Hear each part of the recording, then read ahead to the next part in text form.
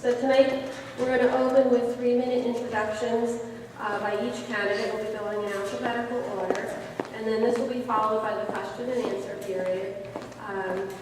I'll be asking the candidates a question, and they'll have 1 minute to answer that question. And then the other candidates will have a 30-second rebuttal to the question as well. If there is anybody that has a specific question asked of them, the same procedure will follow. After the question session is finished, we will have a 2-minute wrap-up for each candidate. So if anybody has any questions, we'll just get started. So we're going to start in alphabetical order. So Mr. Bowman, you'll go first, and you'll have 3 minutes for your introduction. I know 3 minutes goes quick. I'd like to thank everyone for coming out tonight. I'd like to thank Terry Pileggi and Sharon Padula for hosting this event. I guess the best way is to tell you a little bit about myself. My name is Stephen Bowen. I'm running for a position for 3 years on the South Plainfield Board of Education. I've been a resident in South Plainfield for over 20 years. I have a wife, Dorothea. I have 3 girls and a nephew. One of my girls graduated high school. They went through the system. She's in Kane College. My other daughter's a senior in a high school, and she's the president of the class. She also participates in the band and the drama. I know she's not very happy I said that. My other daughter, Stephanie, she's involved in sports. She's a sophomore. She does field hockey and lacrosse. The reason I bring these points out is I benefited from South Plainfield. Benefited with my education for my children, and this is a way for me to give something back. I work with the Middlesex County Sheriff's Department. I've been there for over 25 years. I've worked in the court systems, I've seen the juvenile systems, I've seen the adult system, currently on the road right now. I also feel that with my past experience as a board member, I served on the buildings and grounds, finance, and involved in some very important issues dealing with that. One of those main important issues is dealing with Sodexo, the amount of money that they owe us. Since I've been off the board, I'm not sure where we've gone with that. But my estimate was over $750,000. It's probably more now. That's owed to the taxpayers of South Plainfield. This is one thing, if I do get reelected to the board, it will be one of the things that we put this on fast track to recover this money. With my experience in law enforcement, I deal with some of the security issues in the schools. We have a good security system now. We have a residency officer who's a retired police officer, which is an asset. Also, I would like to see improved is every elementary school, high school, middle school, and this school. People entering the buildings. Right now they have a small camera. All you see is the face. Some of them, they press it, then they stand by the door. You don't even see that. That needs to be one of the foremost things that need to be improved in this school. Hopefully the questions asked tonight, I can answer those questions and you can learn more about me. And I would like to be your choice for your voice, and that's what I have on my sign. Thank you very much.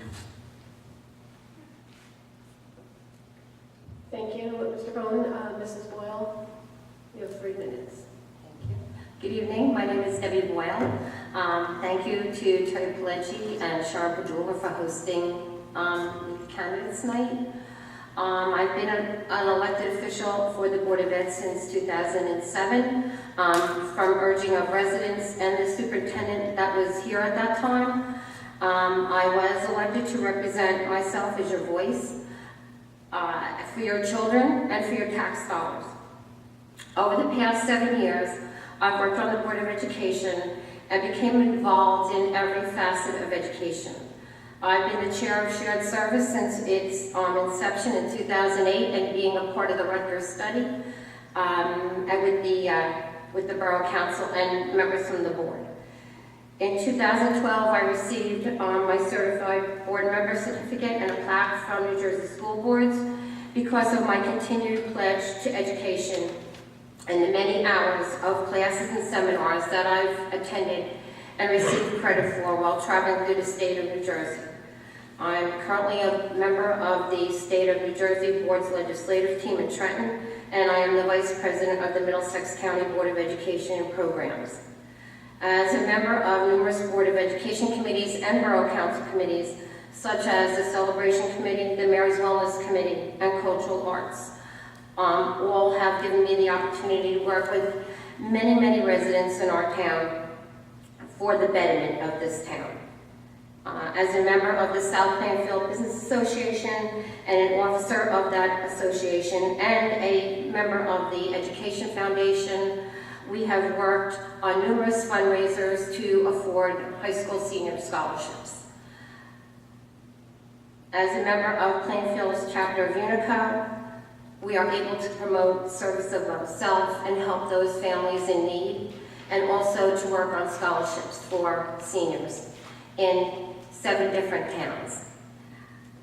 I would like to, again, be a part of this Board of Education to continue my work to support the teachers, the staff, the students, and the taxpayers. So I'm asking for your vote on line 5 on Election Day. Thank you. Thank you, Mrs. Boyle. Mrs. Byrne, you have 3 minutes. My name is Carol Byrne, and I've lived in South Plainfield since 1969. I wanted to thank both Terry and Sharon for putting together this evening, even though it was a little abrupt. Both of my daughters graduated from South Plainfield High School, went on to college at Rutgers and at the University of Maryland. My husband, Jerry, retired from Schindler Elevator in Morristown and passed away this past August. I've always been active in community affairs, working with the Junior Women's Club, the PTA, in Grant, and as president of the PTA in the Franklin Middle School and High Schools. Also the Elks Auxiliary, the Music and Athletic Boosters, and by membership on the Public Celebrations Committee and the Land Management Committees of the Borough. I was one of the people who brought Project Graduation to South Plainfield in 1988, when we were 3rd in the state, 1st in this county. I served on the Board of Ed for 4 times for over 18 years. I've received recognition from New Jersey School Boards Association as a certified board member, a master board member, and in May 2012 as a certified board leader. Our schools have always been my special interest. They hold the key to so many futures and are an integral part of our community. During my service as president of the board in 1998, I successfully instituted a facilities committee composed of residents and staff to look into the future of our schools. From that grew the new Roosevelt building, the addition to Grant, and the current configuration of our district. I was also instrumental in the full-day kindergarten and the construction that preceded it. Another of my goals was realized in the community newsletter and the all-district calendar that have been distributed community-wide. These past several years were devoted to getting us on a firm financial footing, making sure our facilities are safe and able to support a positive learning and working environment, and most importantly, to putting into place a stellar central office. Our children are always my priority, and what makes our schools better, safer, and on the road to improvement has to be everybody's goal. Thank you. Thank you. Mr. Bregoff, you have 3 minutes. I'm going to be short, actually. You get to 3 years, I'd be used to this. Good evening. Thank everybody for coming out. Thank you for organizing this for us tonight. My name is Mike Bregoff. I'm married. I have a son who's currently attending Future Stars right here in this building. The people I speak to every day tell me that they don't trust that this current board is doing what is in the best interest of the children. They tell me that they think the board is only in it for themselves. That's not why I'm here. I'm here because I want to help the children of this town and my son have better education. There's a few things I'll focus on if you elect me. I will try to improve the computer systems in our school. I think technology is important. I think all the kids today can benefit from it. I would revisit our before and after school programs to determine how effective they are, if anything needs to be changed, because I know in today's world, before and after school programs are very important to many people. I would encourage dialogue between teachers, the board, and the students and the parents. We really need to start getting more communication back and forth. We need to start working with them instead of working against them. And of course, as always, I would be an advocate for the taxpayers, which is what I've been standing for the last 3 years. Thank you. Thank you very much. Okay, so I'm going to start with the general questions. I'm going to read the question, and we'll start with Mr. Bone, and you'll have 1 minute for your answer. And if there's any rebuttals, I believe we'll take the rebuttals before we move to the next candidate's answer for the question. So the first question is a 3-part question. Part 1, are you aware of the new testing requirements of the PARCC initiative? Part 2, will you support the financial commitment required to implement these new assessments? And part 3 is, do you believe that high-stakes tests like those associated with PARCC improve student learning? Let's see, 1 minute. This sounds like something that's being forced on the district. It's called Partnership for Assessment of Readiness for College and Careers. I have this on my laptop. Reading through it is a lot, and it seems like it puts a lot of stress on the students. I don't know what the cost is of this program. That I'm not sure about, how it's being funded. And I really do not have enough information to give a comment on it. Okay, thank you. Does anybody want to rebuttal or just add to the comments? You're just going to add? Yeah. Okay, so you have 1 minute. The PARC testing will be implemented in full by 2014. This will show student achievement. It will take, there are districts now that are enabled to do both the New Jersey DASC and the PARC testing. It's a pilot program. This will increase the rate for students to graduate, the college and career readiness for the high school, and for the on-track for grades 3, 4, 5, 6, and 7, and 8. There is a $186 million grant that was received from the Department of Education that will help track student achievement, but there are sections that are not going to be covered by the Department of Ed, which will have to be put into our budget. I'm not sure, I don't know that much about the PARC testing, but I feel that at this point, our children are being tested too much. They're not leaving very much time for learning. I am not against testing. I believe it has its place, but we've gotten to the point in the state and in this country that we're testing our kids more than we're teaching them. I don't know that it would benefit them any more than the tests we already have. I can see the positives in finding out the levels of knowledge, but the stress that goes along with a high-stakes test, I believe in some areas is just not necessary. And I really don't agree with over-testing children. Thank you. Mr. Gregoff, do you have a comment about this question? No, I don't know enough about it to make a comment, other than that over-testing is actually bad for the kids in some cases. Thank you. And since we had that question, I went through my pile because I had something very similar. This is a question for all the candidates. Do you feel there is too much testing taking place in the schools? And we'll start with Mr. Bowen. I think testing in the schools is what schools are about. Teachers educate the children, and then to see if the students are retaining that information you tested.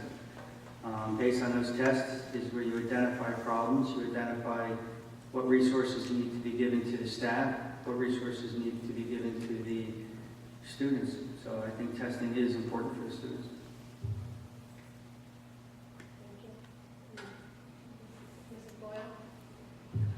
Achieve New Jersey is a new form of evaluations for teachers. Testing will be an integral part of these evaluations because it will show student growth. where students are lacking and where they need to improve. While we should not be teaching to the test, it's an important part of showing what the students have learned. And I believe that this is the only way that's going to show, other than the work that they do in class, as to what they've learned. I have no problem with testing. I understand and acknowledge that children have to be tested to find out what they know and what they don't know. And it is an essential tool for every teacher and administrator to have. My objection is having too many tests. And that, to me, seems the area, the way we're going, and I'm opposed to that. I do believe that our students do benefit from being tested, but not tested too much. Thank you. Mr. Greco? Testing, it serves its purpose, but for how many years, 100 years, we've had public school systems, and we never tested kids as much as we did today, and everyone turned out fine. We all turned out fine. We're all productive members of society. If you need to know what the kids, if you want to know what the kids need to learn, then yeah, you test them maybe once or twice a year, but this constant testing it's hindering their learning, I think. Thank you. Mr. Boyle mentioned Achieve New Jersey, and we have a question about Achieve New Jersey. You did already explain what it is. So now this question is to the candidates. Do you believe it is a pro, a con, or both as it relates to our educational system? Please give an example of why you feel this way. And the person who asked this question would like to begin with Mr. Bregoff. So we'll start with him and then we'll move back to the top of the list. Yeah, that's a good point.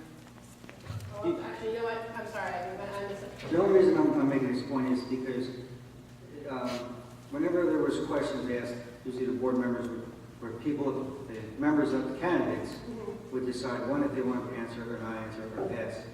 And I think a person writing a question and then directing who should answer that question first, I think is inappropriate. And I think it should be up to the board member, up to the candidates to answer, not to put any one candidate on the spot by any future questions. That's just my opinion. Okay. Well, and I misinterpreted anyways, because I couldn't start with you, because you are a non-board member right now. So, if you'd like to start. No, however you want to. Oh, okay, no, we can start, they wanted Ms. Boyle to answer last. I think that was the interpretation. Because she's the city board member. My understanding of the New Jersey Achieve is it seems to be an evaluation tool for the teachers and administrators. And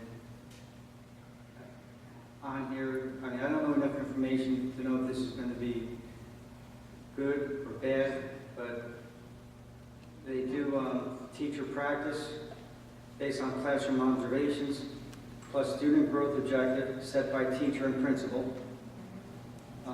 Student growth percentile based on New Jersey ASK performance equals the summative rating, overall evaluation score. So I guess this is how they're looking to do that, and I don't have enough information on this to know if this is going to work or not, but it seems like it's something that we're implementing, and wait and see. I don't know how else to really answer that. Thank you. Mrs. Byrne? Excuse me. With New Jersey Ask, all I know is what I've read in the newspapers. It seems to me that it is a way of, at some point, working with the teachers, in collaboration, teachers, Board of Ed members, the state, to find a way both to test the children and to use those tests as an evaluation tool. That is my understanding of it. Mr. Bregoff? I actually agree with Mr. Bone on this one. It's something you have to put into effect and evaluate after a couple of years. If it turns out it's a bad thing, then we'll just, we'll reevaluate it at the time. Mrs. Boyle? New Jersey Achieve has already been placed in our schools. This coincides with STEM. STEM is science, technology, engineering, and math. This updates information which goes along with the lower grades with math and language arts. It also gives the high school evaluation and support system an opportunity to evaluate what the students are learning and if they're improving, and that's the key element, is improving the student achievement. We have Common Core in our curriculum already. Again, PARC is another part of the New Jersey Achieve. It will make a more professional development learning center for the teachers. We use the Danielson mode, which provides feedback and performance and professional development for all teachers and students. And it identifies those who excel, again, those who need improvement, and those who are falling behind. I believe that New Jersey Achieve, if given the opportunity, will work because it will help the students and the teachers. Okay, the next question, this is geared towards candidates who have already served previously on the board or are currently serving. If you could take back a vote you cast, what would it be? And we'll start with Mr. Bone.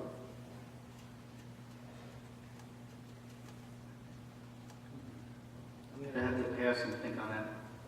I'll get back to that in my closing. Okay. Because there's a couple of votes I'm sure I would like to have taken back.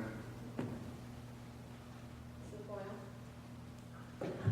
Right now, coming off the top of my head, I believe that all my votes are well thought out. I just don't vote off the top of my head. I ask questions. I want to know the pros and the cons and why we're voting for what we're voting for. So right now, I don't believe that I have any vote that I would like to take back. The hiring Jose Negron.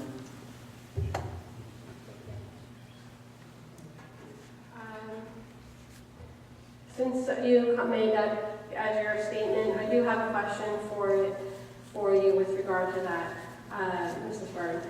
How is it that you supported Superintendent Negron for re-election, and then when Superintendent Bowden left, you read a letter stating that the district was in a bad way when he started? I was tasked by the president of the board of negotiating Mr. Negron's contract with him. I brought that contract to the board for their discussion and vote. For me to vote no on a contract that I had negotiated would be negotiating in bad faith, and I could have been sued. I felt that the district was in bad shape when we brought Dr. Bowden in. As I said earlier, that is the one vote that I would take back, is the hiring of Mr. Negron. And he was brought in to us by Mr. Sider, who was the president of the board and negotiated the original contract.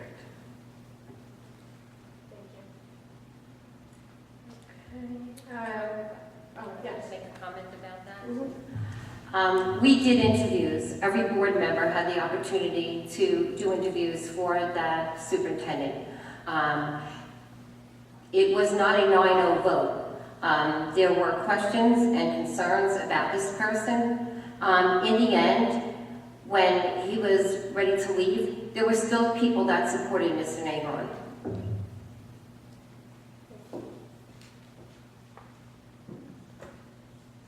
Okay, this is a question for everyone. Do you consider yourself to be fiscally responsible enough with your own finances to earn the trust of South Plainfield to handle our Board of Ed finances properly? And we'll start with Mr. Bowman. Yes, I do. If you're running a household, running a rental, what I've learned with the economy and downs of the economy. I'm putting one daughter in college. I saved up my college fund for my other two daughters.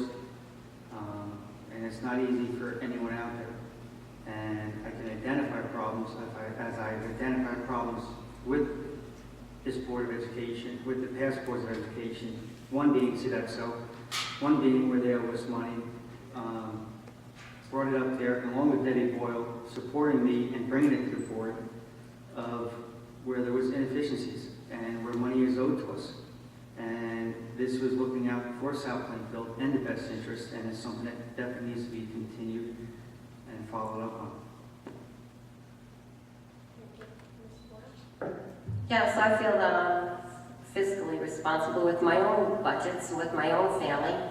And since I've been on this board since 2007, I have myself and another board member have gone through the budget line by line, taking 14 to 16 hours in reviewing that budget and asking questions. I have never voted on a budget that we didn't go over in finance and ask and get answers to the questions. So yes, I believe that I am. Yes, I spent many hours and months actually looking at budgets, and both on my own and in the school district.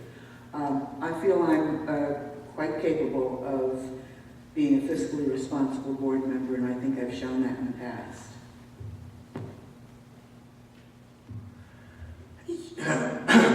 Yes, I do. I manage a small business and a one-income family, and I'm doing perfectly fine, and my business is successful, so I believe I can. Thank you. Here's another question for everyone. Do you believe the school district should share in the cost of the tax appeals with the town? And we'll start with Mr. Bowman. I know this was an issue that was brought up, and it needs to be, well, I don't know if the board has sat down with the council or not to discuss this issue, but it needs to work both ways. And if there's problems with the tax appeals and working with the budget, and there's a deficit that the board can help out with, I agree with that. But then if the town comes into money, if they come into $1 million, well, as long as they're going to give that percentage back to the school board and not keep it, it has to be a win-win for both sides. And I know this was brought up in the past, and I would hope that this current board would have already worked out an agreement with them. Yes, this issue has been brought up before, and last year, Dr. Jenko worked along with the taxpayers, and instead of going the full 2% for the budget, he went 1.5, which saved $180,000 to the taxpayers. I believe that the council had asked for $159,000, so by Dr. Jenko working along with everybody, we were able to save $180,000. There was a bill before the Assembly and the Senate. It was amended. Originally it was for school boards. It now is requiring that fire districts, school districts, county government to share along with the assessment appeal refunds with the county. With the local, with the borough. This would be among all taxing districts that would help along with the boundaries of the municipality. So if that is going to entail every entity being a part of the tax appeals, which are not as high as they were the year before, then I believe that should be worked out. As long as there is a manner that the board can put public monies towards that, I would say yes. From when it was first brought to us, we were told by our attorneys, actually, and by our business people that there was no mechanism in place to be able to turn monies over to the borough, that another way would have to be found. Part of that law, I would hope, puts that mechanism in place so that school boards, fire districts, and whomever else has a way of participating in a tax appeal. Short answer, yes. Thank you. Okay. My comment is that there was a mechanism put in place by Dr. Jenko being able to keep the budget under 2% by only going 1.5, which helped the taxpayers.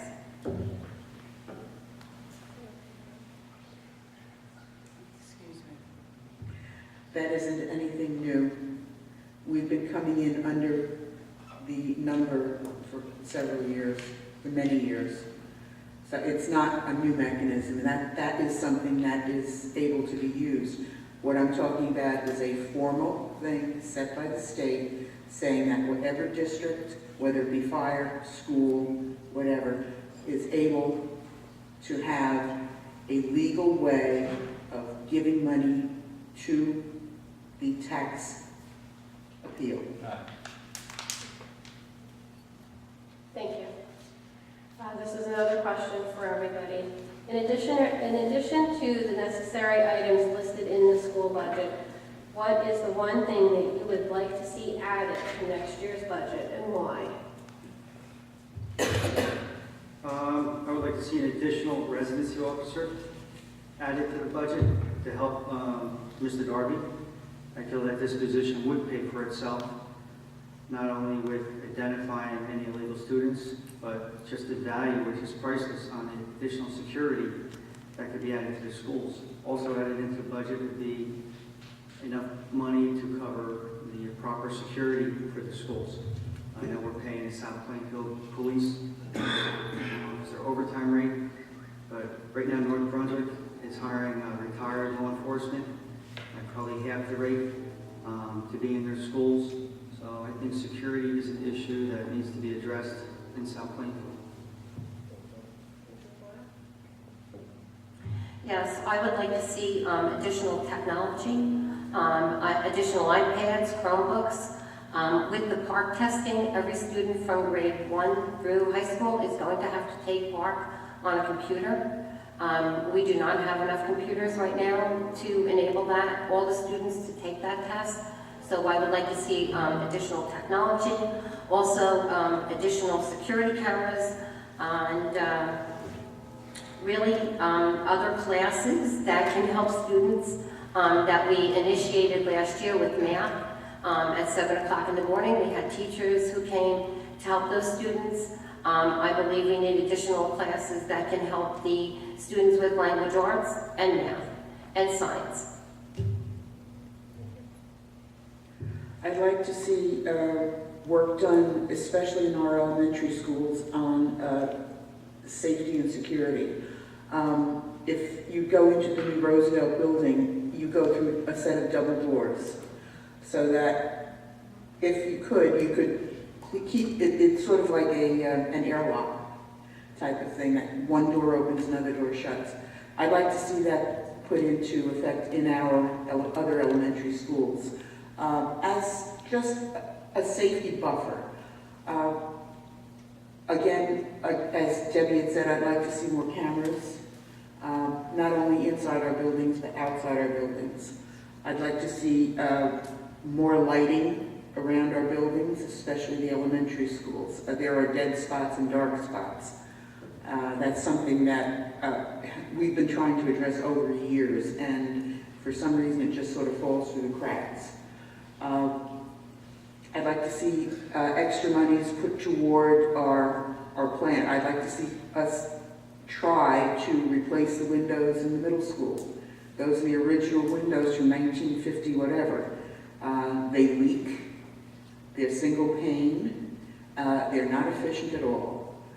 That's a major expense, but that's something that I believe by doing the same thing we did with our roofs and holding monies in reserve until we have enough to spend on a project, that's the way to go with that. I'd like to see that started.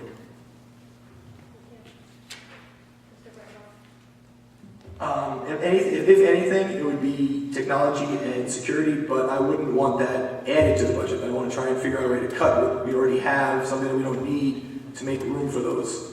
Like with the technology, we don't need to buy $600 iPads, we need to buy $200 Chromebooks. You know, you get 3 for the price of 1, it's a value there. You save. this is a question for everybody. Do you support having a police officer, not an SRO, in the high school? What would you support for improving safety? As I stated before, I do support that, but I feel that there's a more cost-efficient way to do it. The role model from North Brunswick, I believe Brick Township, Towns River, other towns where they hire a retired police officer that's in there, can have the communication, can have the radio with dispatch from South Plainfield. We can meet that goal, and it can not only be at the high school, but they can be at the other schools and travel around as well. And I do support that. We did have a police officer in the school when we started out 5 years ago. His salary, and we have to pay his salary. So the year after he started, his salary was going up to $100,000. We then hired a retired police officer, who I think works out well. He's well respected. He knows all the students in town. He also works well with them. And I believe that he does do the job. He is in the high school and he goes over to the middle school and anywhere there is any issues going on. He does not carry a gun. It's just his presence. We also have the police department that makes routine stops in the parking lots. They do walkthroughs while they're on duty. We no longer pay for overtime for them. It's part of their job during work hours, and Chief Parker has worked along with our superintendent to ensure that.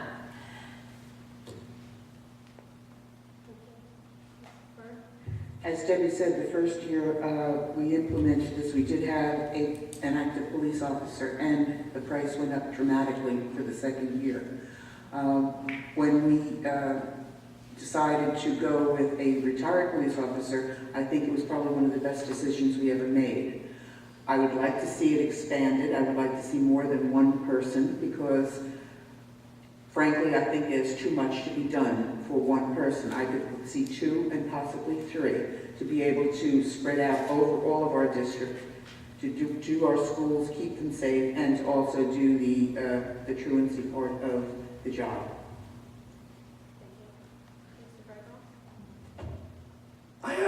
I have the unpopular opinion of no, I don't think we should have police officers in the schools.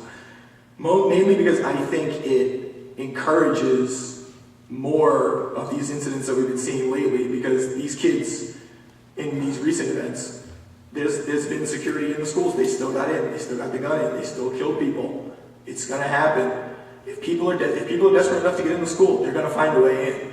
Security is just gonna make it worse. It's gonna challenge them to do bigger and more violent acts, I think, in my opinion. I think he's 100% wrong. I think having a deterrent factor in that school is one of the best things. Improving our security system, improving that first line of defense. As Carol mentioned, at those doors, like the middle school, 2 sets of doors. Put like the motor vehicle window, everyone remembers, or the bank window in there, right in between there, secure those doors. But that first line of defense. And a note on that, we have an excellent police department, excellent response time. Thank you. I have a comment. When we were in Atlantic City at the school board's convention last week, Sharon Miller and I visited many of the vendors who can do tinted windows, but would still allow police and fire to look into the windows. It wouldn't tint it so that you couldn't see in. The board is looking, along with the superintendent, into doing the double doors. There's a lot of things that we're looking into for security to make our schools more safe. Thank you. Okay, this is a question for everybody. What is your thought on hiring coaches? Should they be district employees or coming from out of district?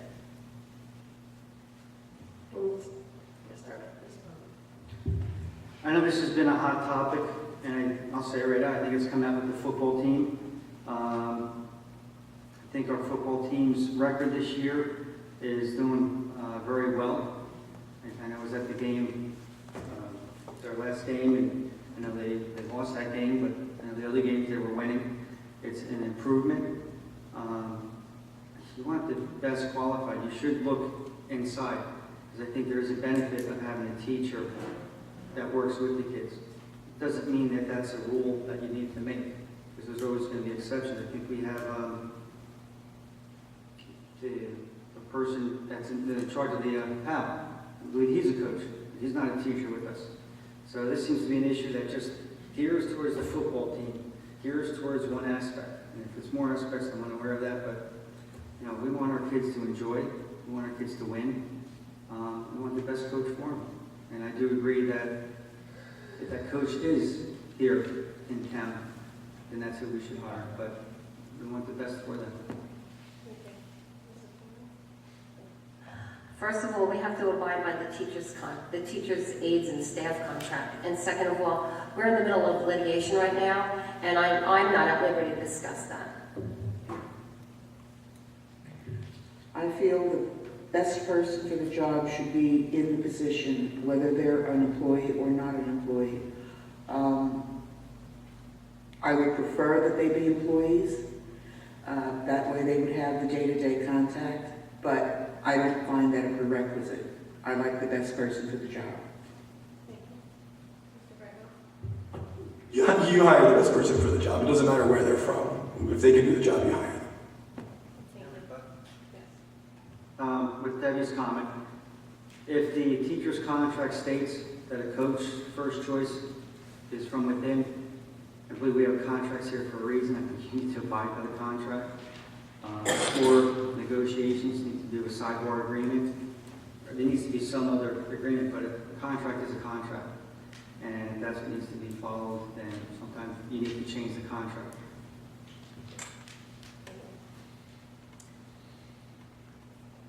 This is a question for everybody. Will you support moving the Board of Ed election to April, separating it from the political elections once it's eligible to be moved? There's pros and cons to moving to April. I don't know what our cost is right now. I think the last cost was $38,000, $40,000 to have that election in April. I don't know how much money we're saving having it in November. I feel that being in November, though, we get lost. School board gets lost. A lot of people that I talk to, like with the school boards now, they still don't know that. Even on the ballot, you look at the ballot, everything's A and B. School board's all the way on the bottom. And that's something that I think there should be input, discussion of the board members, as well as input from the town to make that decision.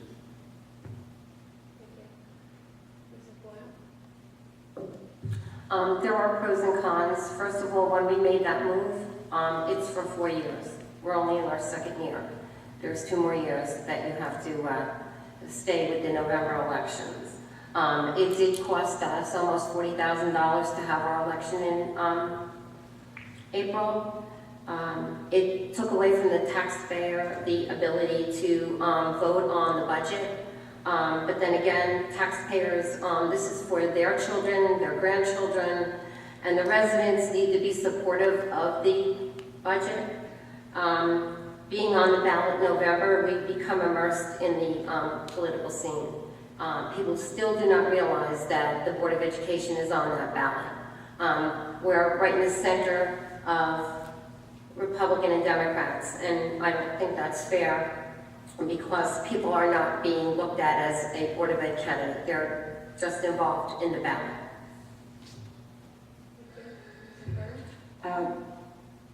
I think it's still a work in progress. The movement of the school board elections to November did save money. Years ago, when the school district ran their own election, it cost approximately $4,000 to $5,000. You didn't have to have the sample ballots. You didn't have to have all of the stuff that the county does. When they did that, when they forced school districts into that, they raised the price tenfold. The idea of changing the way the ballot looks, the way the machines look, I think is something that should be worked on. I don't believe that school districts deserve to be down in the lower left-hand corner. Perhaps a redesign of the ballot would be helpful. Again, as Debbie said, we have 2 more years to work on that. I'm ambivalent. I like the idea of moving it to November, but I also don't like the idea of being lost in the crowd. I originally supported it until I heard about that whole we can't vote on the budget thing, and there's not a whole lot we can really do about it. In November, yeah, it gets lost a little bit, but more people go out and vote.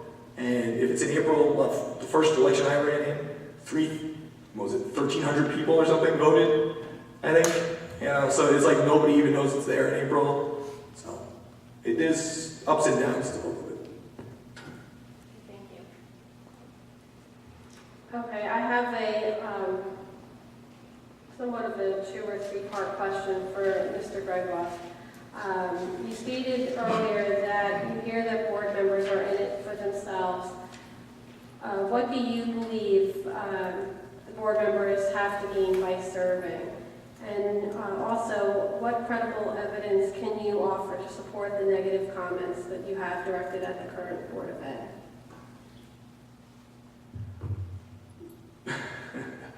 Well, there are some board members that have relatives working in the district. I think that a lot of the members are just doing it to either further themselves or their families' careers. I'm not. That's not why I'm here. I don't have any family who works anywhere in the district. And the second part, well, I'm not sure exactly what they're insinuating. What negative comments am I? Yeah, what evidence can you offer to support the negative comments? Which negative comment? They weren't specific. Unless I know what specifically, I can't answer that question. Okay. All right, thank you. Anybody want to? Yeah, I'll state right now, my wife works for the district. She's a secretary at the middle school. This is something I trying to keep separate the best way I can. But, you know, we talk about comments and board members. You know what, I will mention something that one board member did and what he got out of it. Mr. Farinella, the negotiations committee, made a comment about the contract settlement and how they worked together. There was no strikes, there was no job actions. You know what he got out of it? Satisfaction. Satisfaction of doing a job well done. That's why he ran for the board. I'm sorry to pinpoint you out. That's why he ran for the board. He did his job, he did a good job, and the negotiations team. There was no black t-shirts, there was no marching, the kids were taught. That's what it is to be a board member. So let's look at the positive and not just the negative. Anybody else want to comment? Okay. Thank you. All right, I have a question for everyone. What suggestions do you have that will impact the curriculum? And the second part of this is, why are our schools rated at a D level, and what will you do to improve this rating? My strong points is not curriculum with the board. What I will do to help improve it is to listen to our administrators, let the professionals do their job, not micromanage. Listen to them. Whatever support we need to give them to help teach our students, then that's what we need to look to do. We need to listen to the administrators dealing with that. And thank you. Can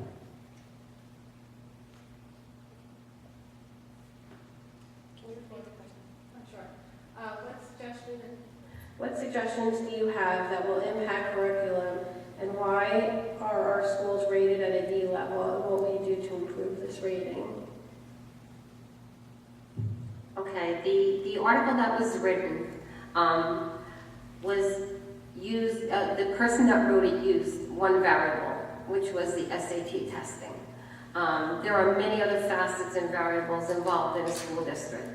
I don't know, Dr. Peterson, our high school principal, wrote a letter to this person. He wrote a letter to the editor. The person has never responded.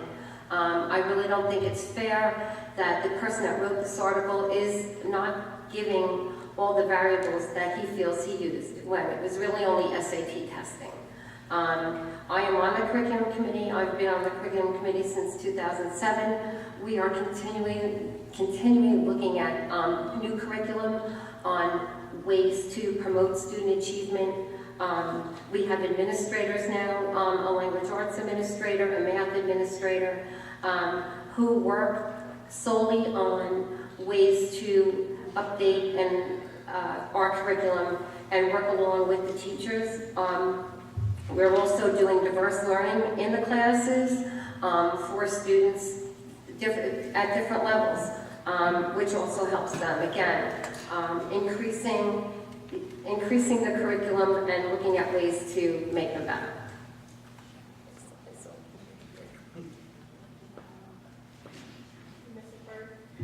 Debbie is right in that the author of that particular article used extremely flawed data and then did not have the courage to stand up for his own conclusions. They also used they went from year to year. It wasn't the same cohort. It was the 9th grade being juxtaposed to the current 10th grade. You know, when you move up, it's a different group of students and numbers fluctuate every year.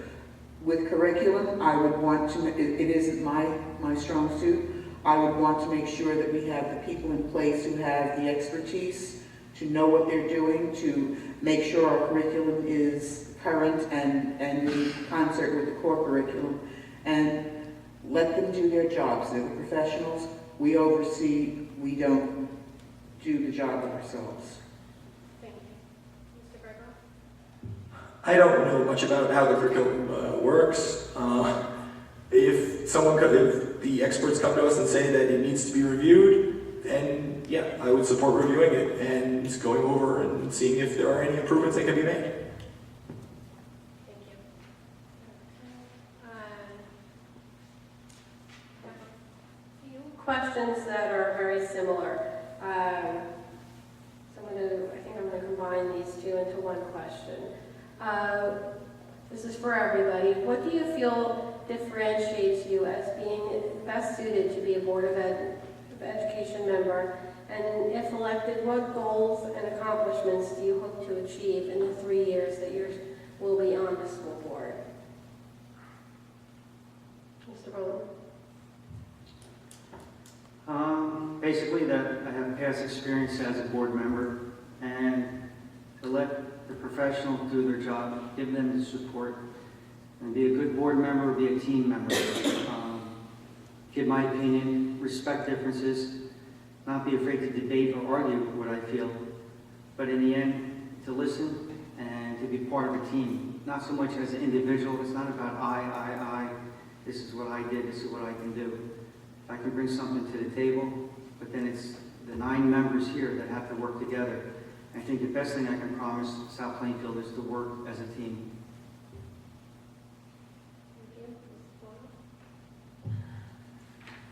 I will continue in the path that I've been on as far as being involved in every aspect of the Board of Ed, being involved with all the different committees, living and learning day to day to make this district